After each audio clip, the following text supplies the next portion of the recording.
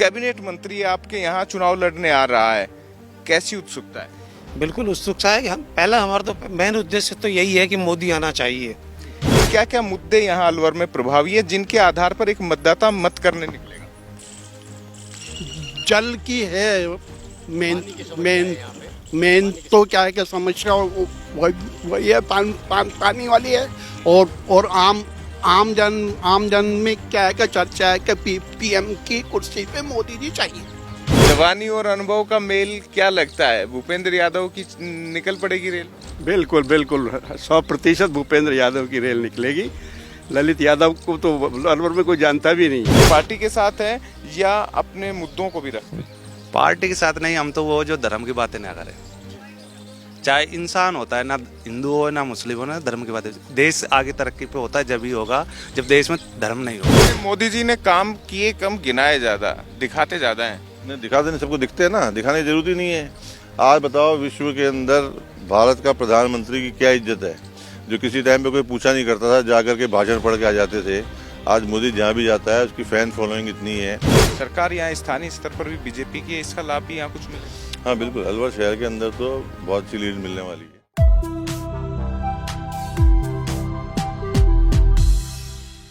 यूं तो ये चुनावी माहौल है और दिन और रात कब होती है इसका अंदाजा लगाना चुनावी दौरों में मुश्किल होता है। लेकिन जब अलवर आना हो और कंपनी बाग में चहचहाती चिड़ियाओं के बीच और सुबह की किरणों के साथ सवेरा हो, तो जाहिर तौर पर स्वास्थ्य के प्रति एक अलग जगाता हुआ भी दिखाई देता है। हम कंपनी गार्डन में हैं और कंपनी गार्डन अलवर की एक पहचान के तौर पर देखा जाता है। हालांकि ये राजस्थान का सिंह द्वार है अलवर, और यहीं से राजनीति का प्रवेश द्वार भी है। कई राजनेताओं की किस्मत खुली है और कई राजनेताओं ने अपने जीवन का पहला चुनाव भी इस अलवर लोकसभा से जीता है। खासतौर पर पिछले 4 चुनावों की बात करें तो डॉक्टर करण सिंह या महंत चांदनाथ, फिर महंत बालकनाथ, और अब भी 2 उम्मीदवार जो प्रमुख पार्टियों से है, चाहे भूपेंद्र यादव की बात करें, वो भले ही कैबिनेट मिनिस्टर हैं, 2 बार राजस्थान से राज्यसभा में जा चुके हैं, लेकिन जनता के बीच में पहली बार जा रहे हैं। यानी ये सिंह द्वार, ये राजस्थान का प्रवेश द्वार तय करेगा कि जनता के बीच की राजनीति का प्रवेश उनका कैसा रहेगा। वहीं ललित यादव सांसद का चुनाव लड़ रहे हैं, वो विधायक हैं मुंडावर से और एक युवा जोश जगाने की कोशिश कर रहे हैं। लेकिन कंपनी गार्डन में एक सुखद एहसास अपनी आयु को योग से और ख़ास तौर पर चहलकदमी से, कदम ताल से कम करते हुए आपको दिखाई देंगे। ये तमाम ऐसे प्रबुद्ध जन जो जानते हैं कि देश आगे बढ़ रहा है तो उसका भविष्य कैसा है और वर्तमान में किन किन मुद्दों पर सरकार को प्रभावी काम करना चाहिए। तो आइए अलवर की बात करते हैं इन्हीं के साथ। सर, स्वागत आप सभी का राजस्थान चौक पे।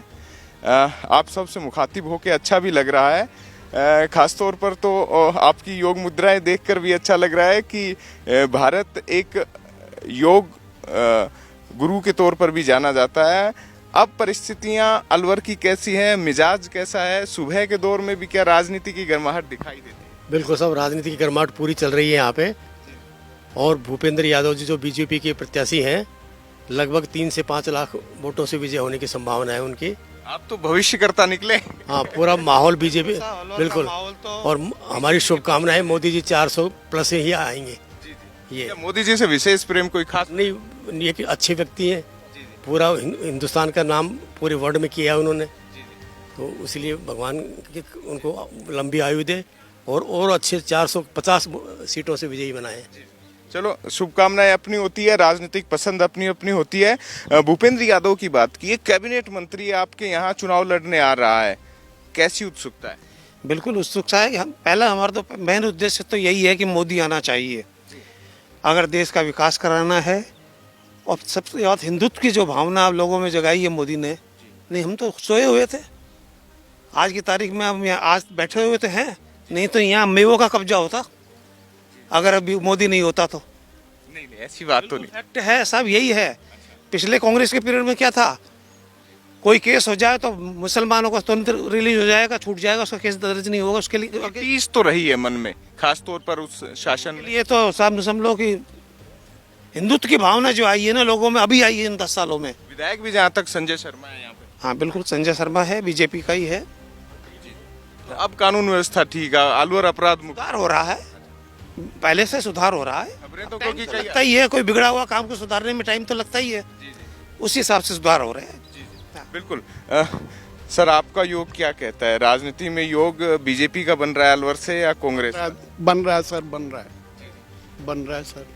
मुद्दों की भी बात कर लेते हैं। एक्चुअल में आप उस स्टेज पे पहुंच गए जहां आपके पोते की भी चिंता है और बेटा जो अपना वर्तमान बना रहा है उसको भी आप देख रहे होंगे, और बच्चों के क्या क्या मुद्दे यहाँ अलवर में प्रभावी है जिनके आधार पर एक मतदाता मत करने निकलेगा? जल की है मेन तो क्या है कि समस्या वही है, पानी वाली है। और आम जन में क्या है कि चर्चा है कि पीएम की कुर्सी पे मोदी जी चाहिए। ये चर्चा है आम जन के बीच में। ठीक है जी जी, आपका भी योग तो हम भंग करेंगे। हम मेन का नहीं है लेकिन योग भंग करके रहेंगे। सीए है तो कैलकुलेशन अच्छा होगा। यहाँ पे मत का नहीं लेकिन विचार का है, खासतौर पर मुद्दे रोजगार, स्थानीय स्तर पर रोजगार मिले, पानी की समस्या इन्होंने बताई। इसके अलावा अपराध बड़ा मुद्दा है अलवर में, खासतौर पर उन इलाकों में जहां पर रात को निकलना भी मुश्किल होता है। तो इस मुद्दे पर भी क्या लोकसभा में आप जब मत करने जाएंगे वोट देंगे?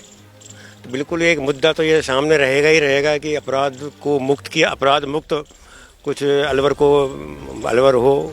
उस प्रोसेस में जहां अपन देख रहे हैं बीजेपी का रोल रहा है, तो अपन चाहते हैं कि भाई बीजेपी ही यहाँ से जीते। बीजेपी तो आए लेकिन पुराने सांसद से कितनी मुलाकातें हुई, कोई काम पड़ा अब तक? तो कहते हैं लोकसभा सांसद से कोई काम जनता को सीधे तौर पर नहीं पड़ता, लेकिन उसका प्रैक्टिकल जो एस्पेक्ट, उसका रिजल्ट है वो देखा जाता है। उस रिजल्ट में तो तूने यहाँ पर कभी अपराध मुक्त हो नहीं पाया भाई अलवर जो है। तो उस प्रोसेस से चूँकि ऑल ओवर इंडिया में जो भाजपा का काम रहा है, उससे हम आशा करते हैं कि उसमें की छवि बुलडोजर की जैसी बन गई। यहाँ तो आपके बगल में तिजारा भी है। बात बुलडोजर की नहीं है, बात इस बात की है कि बुलडोजर को कोई भी यदि आपका कोई अपराध होता है तो उसके लिए सख्ती करनी ही पड़ती है। तो उसमें आप बुलडोजर का नाम लाएं या कुछ भी लाएं, उससे ऐसा कोई ज़्यादा कोई नहीं करता। बेसिकली आपका ऑडिट क्या कहता है? जो सांसद 5 साल थे यहाँ पे, बीजेपी के ही थे, हालांकि विधायक बना दिया गया अब उन्हें, तो आपका ऑडिट क्या कहता है? संतुष्ट है उनके काम? पिछले सांसदों के कार्यकाल से उससे कहना चाह रहे हैं आप? पिछले कार्यकाल में संतुष्ट तो हैं, पर बेसिकली प्रॉब्लम ये थी उस समय यहाँ कांग्रेस की सरकार थी राजस्थान में, तो उसका भी फर्क पड़ता है। अब अपन चाहे इस बार जो है बीजेपी की सरकार स्टेट में भी है, और यदि सेंट्रल में भी सेम आता है तो अपन कुछ उससे ज़्यादा उम्मीद कर सकते हैं। भंवर जितेंद्र सिंह लड़ नहीं रहे, क्या वजह मानते हैं? चर्चा क्या है यहाँ पे? थोड़ा सवाल बनता है भाई। सवाल तो सब जानते हैं कि एक्चुअली क्या है, कांग्रेस का यहाँ पर ज़्यादा जनाधार अब नहीं रहा है, तो अपनी हो सकता है कि इस उम्मीद से कि कहीं अपना हार को ज़्यादा नहीं देख पाए, उस हिसाब से यहाँ पर बात की। लेकिन ललित यादव जवानी की बात करते हैं, कहते हैं जवानी मेरे साथ है। जवानी और अनुभव का मेल क्या लगता है? भूपेंद्र यादव की निकल पड़ेगी रेल? बिल्कुल 100% भूपेंद्र यादव की रेल निकलेगी। ललित यादव को तो अलवर में कोई जानता भी नहीं है। हकीकत यह है, शहर की बात हो सकती है, हालांकि हम शहर में शहरी वोटर बीजेपी का माना जाता है, तो यहाँ शहर में, लेकिन अलवर का क्षेत्र गाँव में भी तो बसता है, और शहर तो मैं कहता हूँ बेहद छोटा है। करीब 22% जो मत संख्या है वो शहर की हो सकती है आपके, ये भी मैं ज्यादा बता रहा हूँ, बाकी तो पूरा गाँव है। विधानसभा क्षेत्र इतने हैं जहाँ पर पूरा अर्ध कस्बा है, अर्ध शहरी है, और ये पूरा इलाका है, युवा है, जोश है, विधायक है, तो दिक्कत तो कैबिनेट मिनिस्टर को भी दे ही सकते हैं। नहीं ऐसा कुछ नहीं है। ललित यादव बिल्कुल ठीक कह रहे हैं आप कि युवा है, लेकिन पहली बार वो मुड़ावर से लड़के जीत गए हैं, लेकिन उनका यहाँ और बाकी कॉन्स्टिट्यूंसी में कोई जनाधार नहीं है, ऐसा दिखाई दे रहा है। और दूसरी बात यह है कि ये बिल्कुल सत्य बात है, जिसको आप भी स्वीकार करेंगे कि मोदी का विकल्प वर्तमान में तो कोई है नहीं। ज़्यादा वोट भूपेंद्र सिंह जी को तो मिलेंगी, लेकिन सबके मन में सबसे बड़ी बात यह है कि मोदी वापस रिपीट होना चाहिए।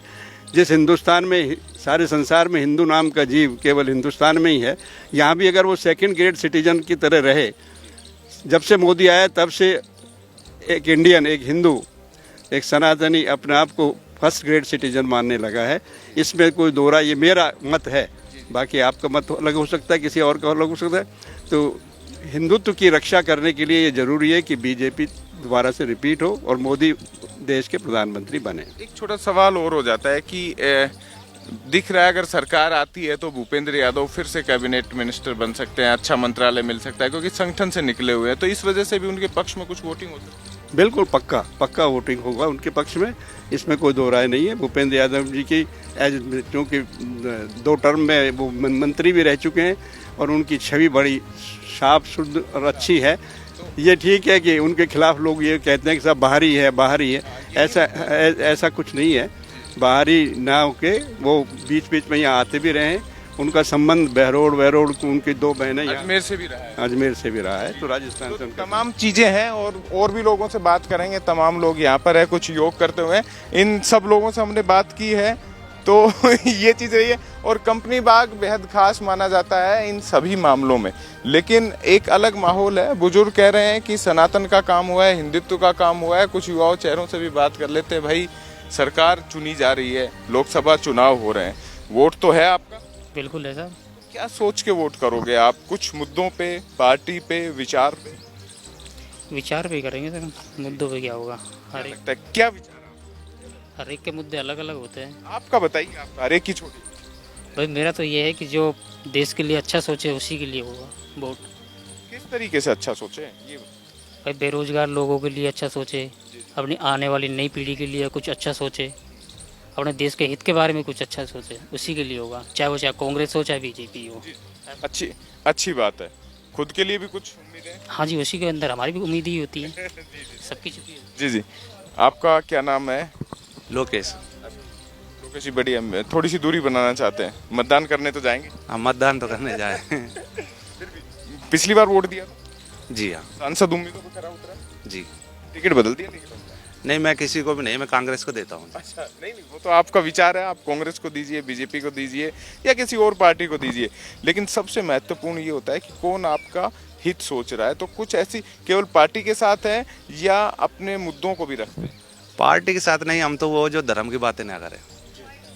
चाहे इंसान होता है, ना हिंदू हो ना मुस्लिम हो, ना धर्म की बातें। देश आगे तरक्की पे होता है जब ही होगा जब देश में धर्म नहीं होगा। अभी यहाँ बात करी तो बुजुर्ग कह रहे थे कि जो राम को लाए हैं, सनातन को लाए हैं और कम से कम हिंदुत्व की बात कर रहे हैं इस देश में, ऐसे में उन दूसरी पार्टी को वोट दिया। देखो, राम को लाए अच्छी बात है, लेकिन किसी और को तो मत झुकाओ कि मुस्लिम है तो ये है कि ये मुस्लिम है, वो भी हमारा टॉर्चर करेंगे। और आज से गुलामी से पहले तो हिंदू ही तो टॉर्चर करते थे हमारा। भाई पहले मुसलमान नहीं थे, जब भी तो हिंदू ही हिंदू का टॉर्चर करता था। तो ये तो इंसान को लूटता है, धर्म को ही लूटता है। ये है। आपका ये मानना है अमन चैन शांति चाहिए? हाँ जी, बिल्कुल यही विचार। सबका स्वागत है। तमाम लोग कंपनी गार्डन में बैठे हुए हैं और आनंद भी ले रहे हैं। कुछ और लोगों से बात कर लेते हैं। आप भी योग कर रहे थे, आपसे बात हो जाए? जी। क्या खास वजह क्या है? खास वजह नहीं, मैं बात ही नहीं करना चाहता। अच्छा, राजनीति पे नहीं करना चाहते हैं? कुछ पे भी नहीं करना चाहता। नाराजगी? सुबह का मौसम तो अच्छा है। मूड खराब हो गया, घर से लड़का आया हूँ मैं यार। अरे यार, गलत है ना लड़ना? क्या करे यार, लड़का लड़ता है ना, आज ज्यादा लड़का हूँ। आज ढंग से मारो मेरे को मुगलों भाई ने। जी। तो क्या? अच्छा, ठीक है। तो चुनावी लिहाज से बात नहीं करेंगे हम, आपका मूड ठीक कर देते हैं, ठीक है? अच्छा, सुबह तो अच्छा रहना चाहिए। कंपनी बाग में आए और अच्छी कंपनी मिली है डॉक्टर साहब की। मैं क्या करूँ बताओ यार। तो नाराजगी यही बता? डॉक्टर साहब से नाराजगी है। अच्छा, तो डॉक्टर साहब आपके मित्र नाराज हो गए और चिकित्सक बताए आपको तो इलाज करना चाहिए। इनकी नाराजगी का इलाज क्या है? ये क्या है, रात को आता है, बीवी से झगड़ा हो जाता है और रात को जितनी पी के आता है यहाँ एक्सरसाइज करके निकाल देता है। सारी एक्सरसाइज करनी जरूरी है इसके लिए। चलो कार देना भाई, तो मजाक की बात है। जी, वो तो ठीक है। चलो बात कर लेते हैं राजनीति के लिहाज से। राजनीति में क्या चल रहा है? अलवर के माहौल, मुद्दे तो थोड़ा गरमाया हुआ है। पिछला चुनाव भी, विधानसभा चुनाव हुआ, तब भी बहुत सारे मुद्दे थे और उन्हीं मुद्दों पे लोकसभा चुनाव भी आकर टिक गया है।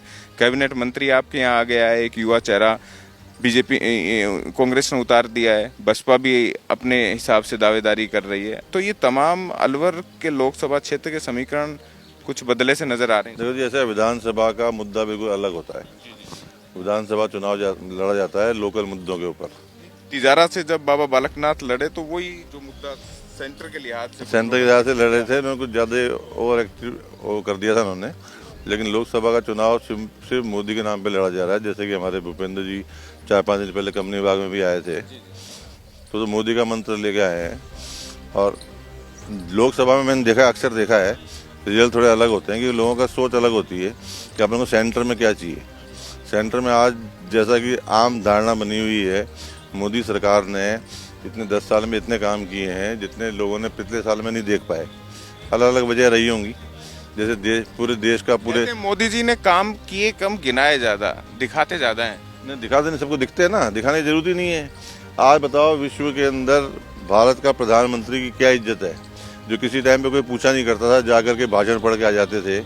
आज मोदी जहाँ भी जाता है उसकी फैन फॉलोइंग इतनी है, बड़े बड़े लोग उनके साथ सेल्फी लेना चाहते हैं। इटली की जो वहाँ की पीएम थी, वो कहता, ये ऑस्ट्रेलिया वाले कहते हैं बहुत चर्चित रही थी, कहते हैं इंटरनेट ही हैंग हो गया है ना। तो मतलब इस आदमी में कुछ दम तो है।